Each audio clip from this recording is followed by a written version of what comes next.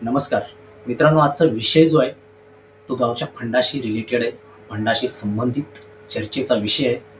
तुम्ही व्हिडिओचा थंबनेल पाहिला असेल. मित्रांनो, खरं तर आज आपण 21व्या शतकामध्ये वावरतोय. आज अनेक मोठमोठ्या बँका आहेत, अनेक मोठमोठ्या संस्था उपलब्ध आहेत ज्या आपल्याला कर्ज उपलब्ध करून देतात. परंतु तरीसुद्धा हे गावचे फंड जे आहेत हे आजसुद्धा तितक्याच ताकदीने चालू आहेत. का बरं हे आजसुद्धा तितक्याच ताकदीने चालू आहेत? तुम्ही रविवारच्या दिवशी पाहत असाल कोणत्यातरी रेल्वे स्टेशनच्या बाहेर किंवा कोणत्याही गार्डनमध्ये आज तरुण किंवा काही गावकरी एकत्र येऊन या फंडांचा हिशोब पाहत असतात, या फंडांचा हिशोब करत असतात. का बरं या फंडांची गरज पडते आज सुद्धा? कारण इथं फक्त पैशांचा व्यवहार केला जात नाही. इथं व्यवहार केला जातो एकमेकांच्या विचारांचा. इथे एकमेकांच्या विचारांची देवाणघेवाण केली जाते. इथे एकमेकांच्या भावनांना समजावून घेतलं जातं आणि इथे एकमेकांच्या परिस्थितीला प्राधान्य दिलं जातं. तुम्ही मोठ्या एखाद्या बँकेतून कर्ज घेऊन बघा आणि त्याचे फक्त 2 हप्ते थकू द्या. 3ऱ्या महिन्यामध्ये आपल्या घरी लेटर येतं, 3ऱ्या महिन्यामध्ये आपल्या घरी माणसं येतात. परंतु इथं मात्र तुम्ही 2 हप्ते थकवा, 3 हप्ते थकवा, 4थ्या महिन्यामध्ये जेव्हा तुम्ही जाता तेव्हाच तुम्हाला समजून घेतलं जातं, तेव्हा तुम्हाला समजावून सांगितलं जातं. इथं प्रत्येकाच्या परिस्थितीचा विचार केला जातो. एखाद्याच्या घरामध्ये जर मेडिकल इमर्जन्सी आली, एखाद्याच्या घरामध्ये कोणतीही परिस्थिती उद्भवली तर लगेचच पैसे उपलब्ध करून दिले जातात. हे आहे या गावच्या फंडांचं वैशिष्ट्य.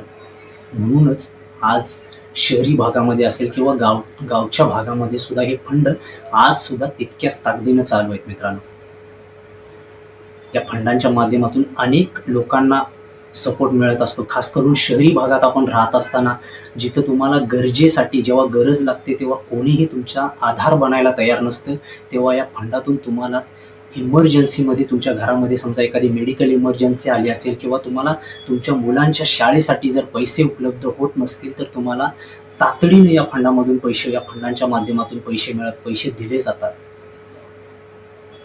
हे फंड एवढ्यावरच थांबत नाहीत. इथं फक्त पैसा हा मोठो नसतो, तर इथं तरुण एकत्र येत असतात. या फंडांच्या माध्यमातून तरुणाई एकत्र येत असते.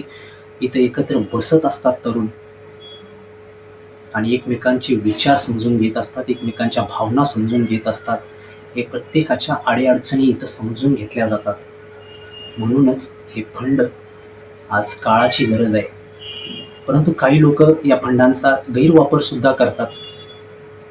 परंतु तसा गैरवापर न करता आपल्या अडीअडचणीच्या काळात आपल्या परिस्थितीमध्ये ज्या गोष्टी आपल्याला सपोर्ट देत आहेत, जी गोष्ट आपल्याला सपोर्ट देते त्या गोष्टीचा आपण आदर ठेवला पाहिजे. आज प्रत्येक गावामध्ये फंड आहेत, प्रत्येक गावामध्ये हे व्यवहार चालू आहेत. कदाचित ज्या गावामध्ये चालू नसतील तर त्या गावांनी हे व्यवहार खरंच त्या गावातील तरुणांनी पुढे येऊन या गोष्टी केल्या पाहिजे. कारण इथं पैशासोबत गावच्या विकासासाठी सुद्धा विचार होतो. कारण इथं जेव्हा 10 तरुण, 15 तरुण, 20-25 तरुण एकत्र येतात तेव्हा एक नवीन बदलाचे विचार जे असतात ते बदलाचे विचार समोर येत असतात. नवीन काही घडू शकतं हे विचार आपल्या समोर मांडत असतात तरुण.